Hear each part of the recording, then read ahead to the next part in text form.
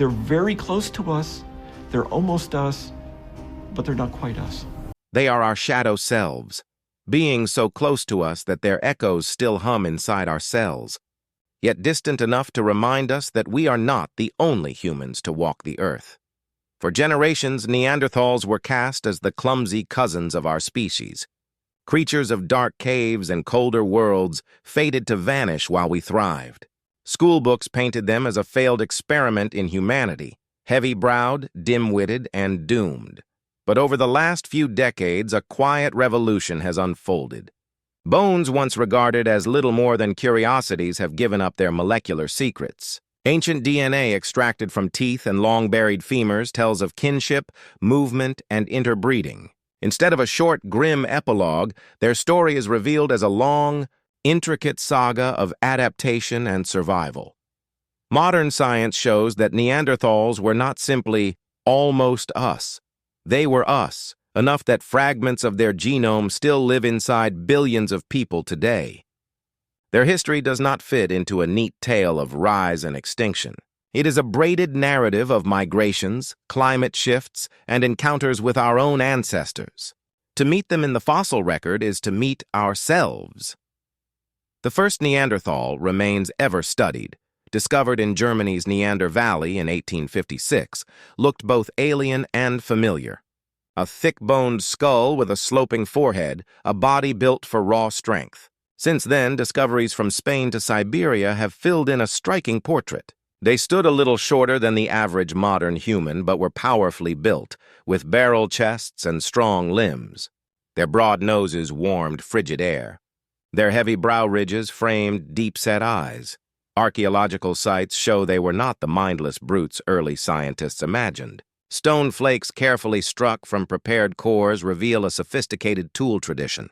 Hearths lined with ash speak of controlled fire. Bones cracked open for marrow show planning and resourcefulness. At some sites, pigments hint at symbolic behavior, perhaps body paint or simple art. These details paint a picture of a people who thrived in the harsh climates of Ice Age Europe and Western Asia for hundreds of thousands of years. They hunted massive game, adapted to fluctuating environments, and cared for their sick and elderly. Their resilience forces a rethinking of our own timeline as well. Fossils and artifacts indicate that Homo sapiens emerged at least 100,000 years earlier than previously believed. Our shared history stretches deeper into the past than we once imagined.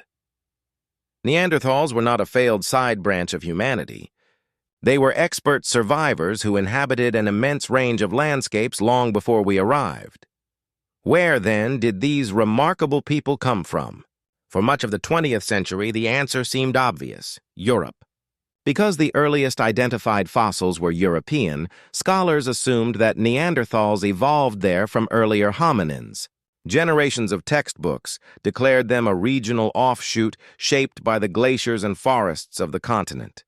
But the tidy story cracked as new discoveries emerged.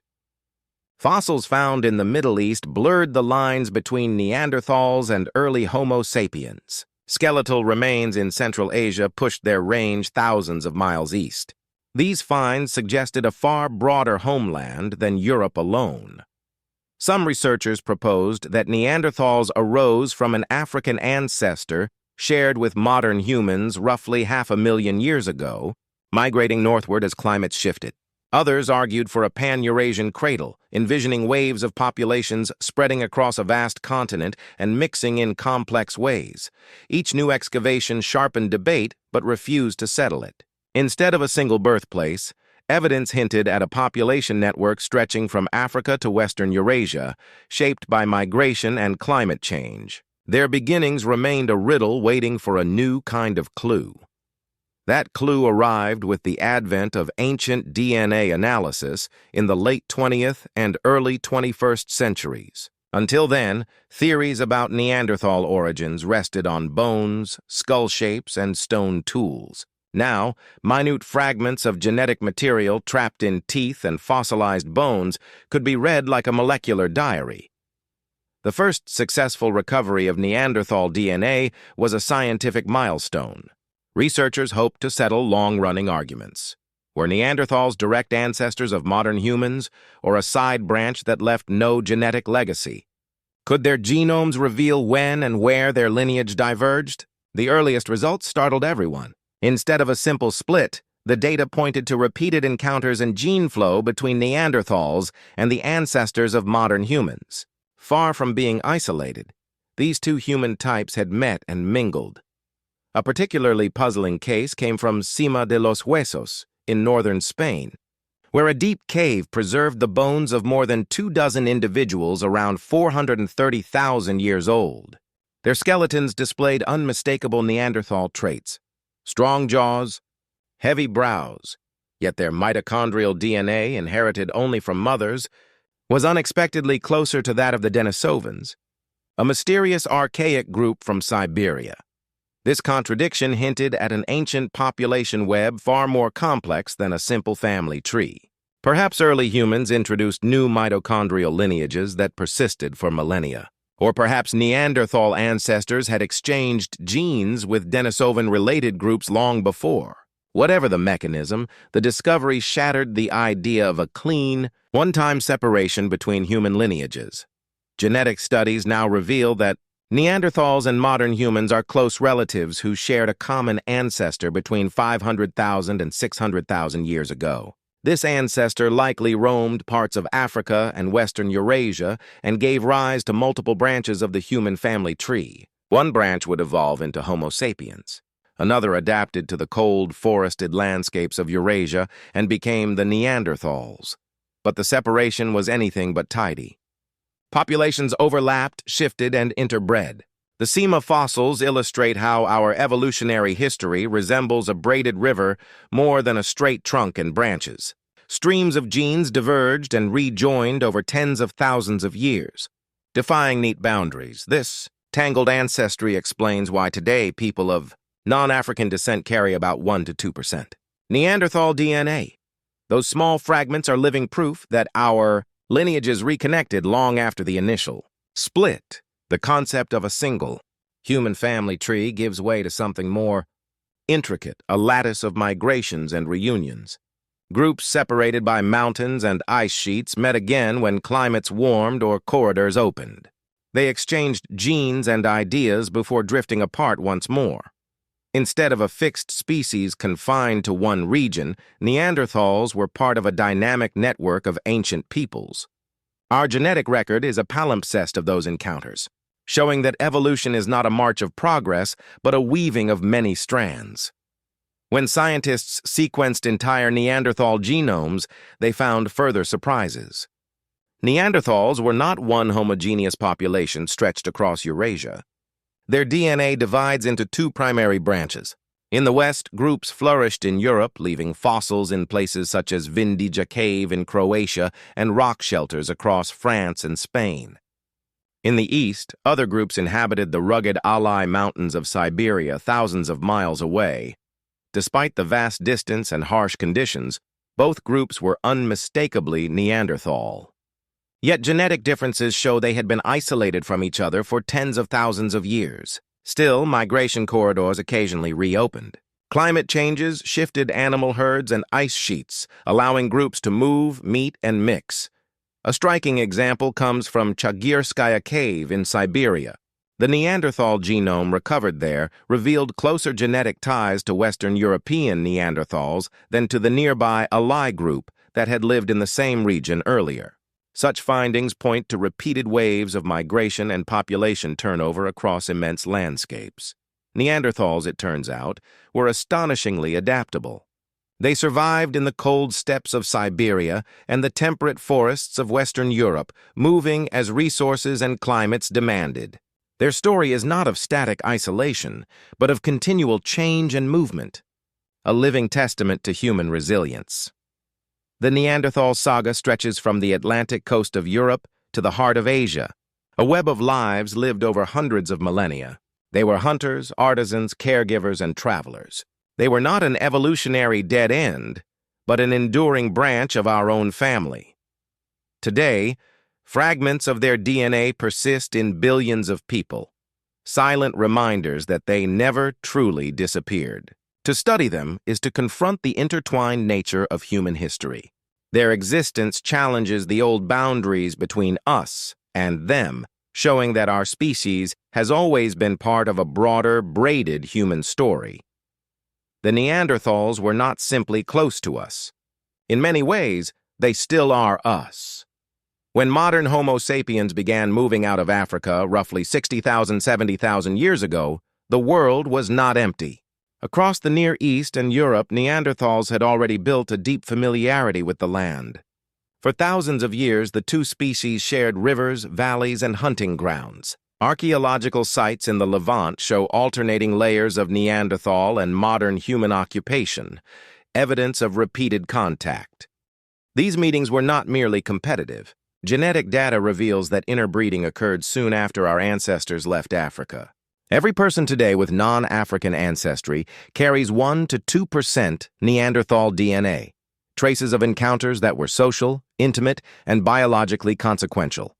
Some of these inherited genes influence our immune systems and even aspects of metabolism, small molecular echoes of ancient unions that still shape our bodies. Despite their adaptability, Neanderthals eventually dwindled. Around 40,000 years ago, their numbers declined sharply, with final populations surviving in refugees such as Gibraltar and isolated pockets of southern Europe. Climate instability likely stressed food supplies, while expanding modern human groups competed for the same resources. But extinction was not a sudden cataclysm. The archaeological record shows a gradual fading, tools left behind, hearths gone cold, and finally, silence. Yet their genetic legacy meant they never fully disappeared. Instead, they merged, partially and permanently, into the wider human gene pool. Their end is better understood as a transformation, their lineage continuing in us. Neanderthals compel us to reconsider the very definition of humanity. Intelligence, culture, and creativity are not the sole domain of our species. Evidence of buried dead, use of pigments, and possible symbolic carvings points to minds capable of abstract thought and care for community.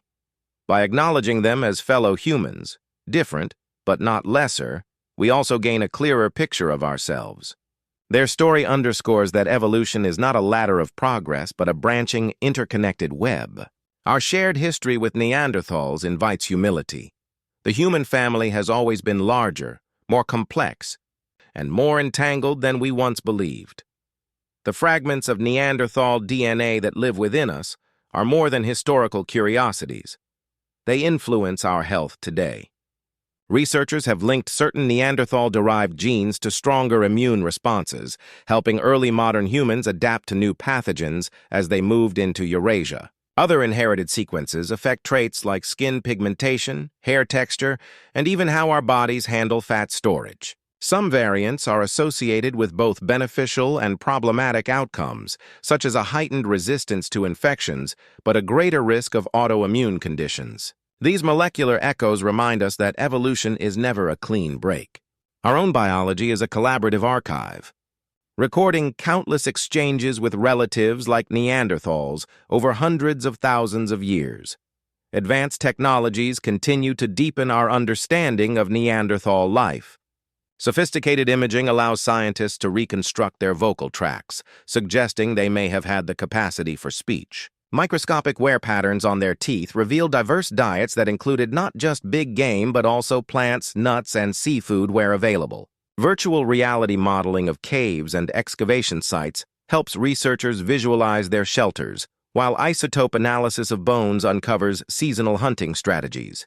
Each discovery strips away another layer of mystery, bringing these ancient people ever closer to us, not as primitive caricatures, but as fully human beings with rich, adaptive cultures. The story of Neanderthals invites a broader reflection on what it means to be human in a cosmic sense. If two distinct human species could coexist, exchange genes, and shape each other's futures, then humanity is clearly more elastic than the single-species label we use today. This perspective matters as we contemplate life beyond Earth, just as our ancestors encountered relatives who were other but not other. Future generations might face intelligences that challenge our definitions once again. The intertwined history of Neanderthals and modern humans becomes a guide, showing that identity can expand without erasing difference.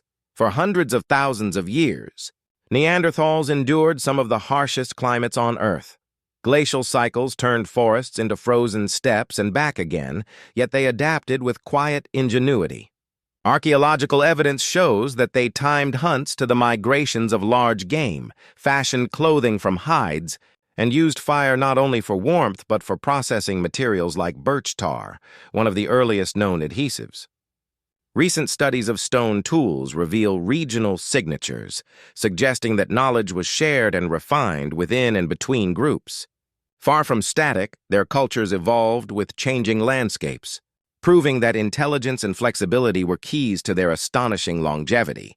Neanderthals live on not just in our DNA but in the human imagination. From 19th century illustrations of hulking brutes to modern novels and films that portray them as complex people, their image reflects our shifting ideas of ourselves. Early depictions mirrored Victorian anxieties about progress and civilization, casting them as the foil to modern humanity. Today, as science uncovers their sophistication, art and media increasingly depict them with empathy. Parents, hunters, artists in their own right. This evolving portrayal is a cultural dialogue. Every new fossil or genome sequence reshapes the story we tell about what it means to be human. The Neanderthal story does not end in the Pleistocene. It continues in medical research, where ancient genes help scientists understand immune disorders, skin conditions, and even how we respond to viruses. It influences anthropology and archaeology, driving new methods of excavation and analysis. And it echoes in our personal ancestry tests, where millions of people discover a measurable connection to these long-gone relatives. Their enduring presence reminds us that extinction is not always erasure. The line between them and us has blurred into a single, shared heritage, one that binds the distant past to the present and the future. As researchers refine genetic techniques, they find ever clearer evidence of children born to Neanderthal modern human unions. A fossil from Romania known as OACE-1 carries unusually large stretches of Neanderthal DNA, suggesting a Neanderthal ancestor just 4 to 6 generations back. Similar patterns appear in other ancient modern human remains, revealing that interbreeding was not rare or fleeting. These discoveries dissolve the idea of a sharp species boundary. Instead, they reveal a time when small bands of humans met, shared language or gestures, and formed families. Through these intimate bonds, traits passed quietly into future generations, shaping immune systems, skin tone, and perhaps even aspects of cognition. The children of these encounters became living bridges between worlds once thought separate. While interaction with modern humans played a role in Neanderthal decline, climate change was an equally formidable force. Ice sheets advanced and retreated with punishing speed. Forests shrank, megafauna herds shifted or died out, and familiar hunting grounds transformed into inhospitable tundra. Evidence from stalagmites, pollen records, and animal remains shows abrupt temperature swings during the period of their disappearance. Neanderthal groups, already scattered into small populations, may have struggled to adapt quickly enough to each sudden shift. Modern humans, arriving with more flexible toolkits and long-distance networks, exploited a wider range of food sources. In this volatile environment, even slight advantages could tip the balance. The Neanderthal saga is more than an ancient history lesson. It is a cautionary mirror. Their story warns how environmental upheaval, competition for resources, and fragmented populations can threaten even the most resilient species. Today, as humanity faces rapid climate change and biodiversity loss, their fate resonates anew. Yet their legacy is also hopeful. It shows that life persists through exchange and adaptation. Our mixed genomes are proof that cooperation and connection across groups once considered other can leave a lasting imprint. Remembering the Neanderthals is not just about honoring the past. It is about understanding the intertwined future of all life on Earth. For decades, researchers debated whether Neanderthals possessed symbolic thought, the ability to create art or ritual beyond pure survival. Recent discoveries tilt the answer toward yes. In caves such as La Pasiega and Maltravieso in Spain, red ochre hand stencils and abstract markings have been dated to more than 60,000 years ago, long before modern humans arrived in the region. Shells pierced for beads and eagle talons with cut marks hint at personal adornment or ritual significance. These findings challenge the long-held view that complex symbolic behavior was unique to Homo sapiens. Instead, they suggest that Neanderthals shared the cognitive capacity for abstract expression. Their world may have included storytelling, spiritual beliefs, or aesthetic preferences we can only glimpse through faint traces of pigment on stone. Neanderthal craftsmanship went beyond simple stone flakes. Evidence shows they shaped wooden spears with heat treatment, engineered birch tar adhesives, and may have woven plant fibers into cordage. Some sites reveal sophisticated hunting strategies, such as driving herds into natural traps or coordinating group ambushes. Far from being static, their toolkits evolved over time and across regions. Local traditions flourished, reflecting adaptation to specific environments and resources. These innovations illustrate a keen understanding of materials and a culture capable of experimentation. A reminder that technological creativity is not the sole hallmark of our species. When we step back, the Neanderthal narrative becomes a meditation on coexistence. For tens of thousands of years, multiple human species shared Earth: Neanderthals, Denisovans, Homo sapiens, and perhaps others still unknown. They traded genes, landscapes, and ideas. Their intertwined histories show that humanity has always been plural. Our own success owes as much to cooperation and blending as to competition. Recognizing this broader family reminds us that our present diversity and our future survival depend on understanding connection rather than enforcing division. The Neanderthals are not merely figures of the past. They are enduring participants in the ongoing story of what it means to be human. The world the Neanderthals knew was one of constant climatic whiplash. Sudden shifts between warm interglacials and brutal ice ages reshaped landscapes within a few human lifetimes. Herds of game animals migrated or vanished. Forests turned to tundra, and rivers froze solid. Neanderthals responded with remarkable flexibility, relocating to new hunting grounds, refining clothing from animal hides, and altering seasonal strategies. Cave sites in both southern Spain and the Ural Mountains reveal evidence of temporary abandonment followed by reoccupation, a pattern matching rapid climate reversals. These movements required keen ecological awareness and the ability to pass survival knowledge across generations, a sophisticated, cultural adaptation to a volatile planet. Modern genetics shows that the Neanderthal legacy still flows through us. People of non-African ancestry carry roughly 1 to 2% Neanderthal DNA, while certain populations in Asia and Europe possess slightly higher traces. These inherited segments influence traits ranging from immune responses to how our skin reacts to sunlight, and even aspects of metabolism and mood regulation. Some gene variants help fight infections. Others are linked to allergies or autoimmune conditions, a double-edged inheritance.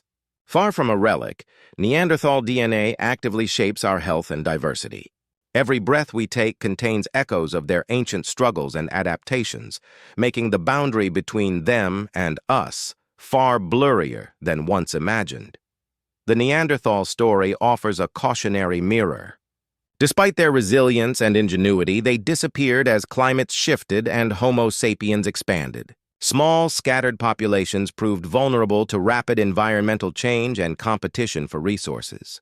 Today, as we face our own era of climate disruption and habitat loss, their fate resonates.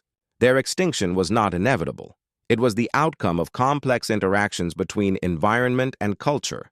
Understanding their triumphs and vulnerabilities urges us to safeguard the very diversity and adaptability that allowed humanity to endure. In remembering them, we recognize both the fragility and the resilience of the human lineage.